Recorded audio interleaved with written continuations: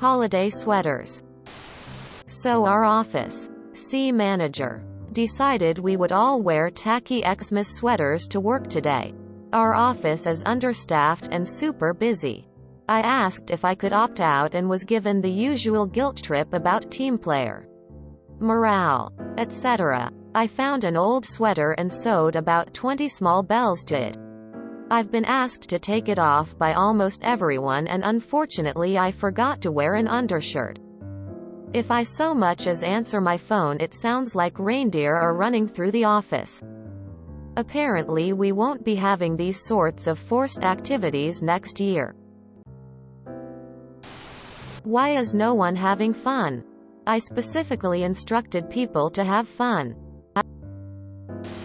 Sorry. I don't celebrate Christmas. I do. But not at work. Well, wear a holiday sweater, then. Less than comes to work in a sweater decorated for Independence Day. Also, it smells of charcoal smoke. What? It's a holiday. One of my former employers had a formal program for employee activities and gatherings called Employee Delight. It was about as grim and corporate as you might imagine. My wife and I both worked there. And Employee Delight has been our catchphrase for wrong-headed management mandated social activities ever since.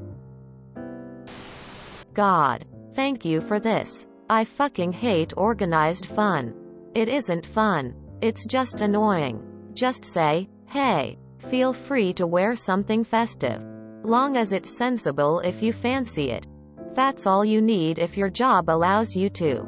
No fancy dress competitions. No, but everyone else is doing it. Just, got a Christmas jumper? Sure. Wear it if you want. My kids called this kind of activity fundatory. One year I was forced to wear a Halloween costume to work. In an office full of only employees. I was about 6 months pregnant and I had been sick for all 6 of it. So, not being allowed to opt out. I showed up as a pregnant nun. Best day ever. I put up a sign to dress up for Halloween. And we would take pictures. In very large print. I put that it was mandatory.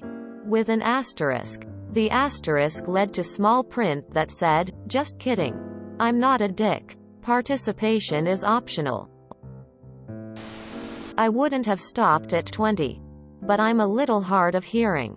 And I'm that kind of person anyway. Well done. If my work tried that, I would honestly tell them to pony up for me to buy a sweater then. I haven't owned one in over 2 decades. I am not spending my cash to buy something I will never wear outside of one day for work.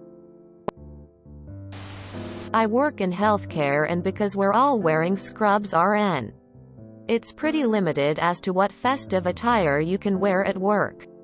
Most people have gone for a hat or headband if they're bothered. Usually just peds tbh. One lady had put bells on her shoes. She came up to my department to ask me a question and I had to make her sit down so I could hear her over the bloody bells. No bells at work. I have taken thrift store Xmas sweaters and edited them slightly, put demon horns and fangs on the snowmen, stitched a background fire around the forest scenes, etc. I would do it again, but my office is remote forever now. So I don't need to. It backfired in a funny way once. Several coworkers fought over one when I went to give it away. Alright, there's my flair. And this is me expressing myself, sweater with balls. If the boss wanted employees to wear tacky sweaters, he should have supplied the tacky sweaters for people to wear. You brilliant bastard, I wish I'd thought of this. I'm fortunate enough to live in Australia, where tacky Christmas sweaters aren't a thing. Nobody wants to wear a sweater in 100 heat, although I guess if you did it really would be a sweater. I see you only have the minimum number of bells. Some choose to wear more, and we encourage that. The activity is fine, it's the enforcement that's the problem. Your only mistake in this was asking if you could opt out. Next time just opt out. As they say, it's easier to ask forgiveness than permission. Many years ago I worked for a company who motivated their sales team in a number of unique ways.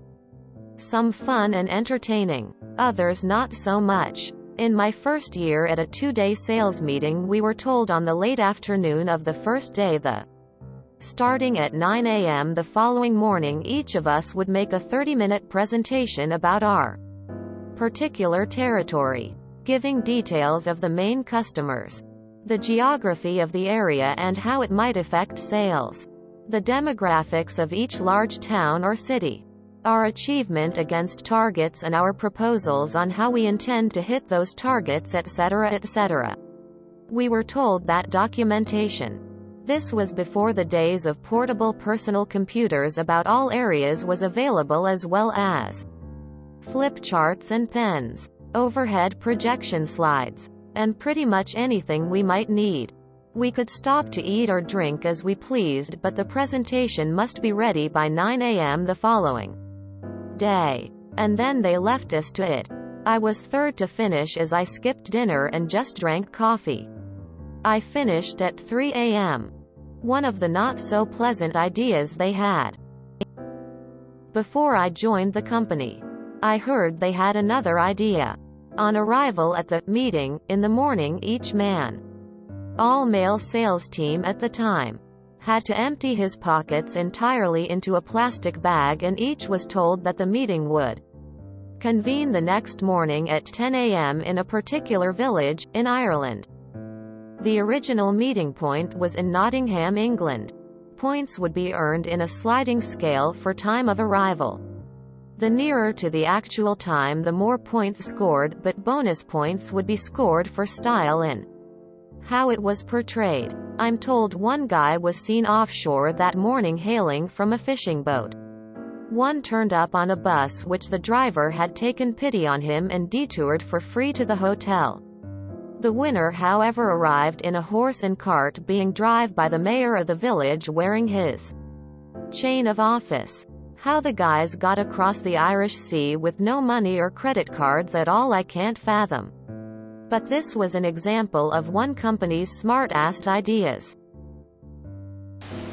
This is what I wear to the office Christmas sweater party. https www.amazon.com/dp/bo10hevschwoi/ref equals seamswemrmtdpo3pjf27cbwnj596ftz3r. I want to embellish it with a gold Xmas necklace and a 3-fingered ring that says HOHOHO. If you enjoyed this video, please check out our playlists full of similar content. Epic Ericast is like doom scrolling for your ears. Please like, share, and subscribe.